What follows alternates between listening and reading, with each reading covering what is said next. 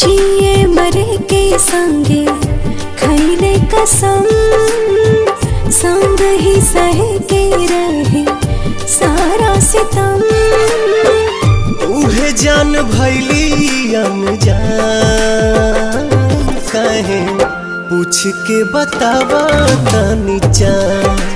हे चान दूर कहे भैली हमर जान।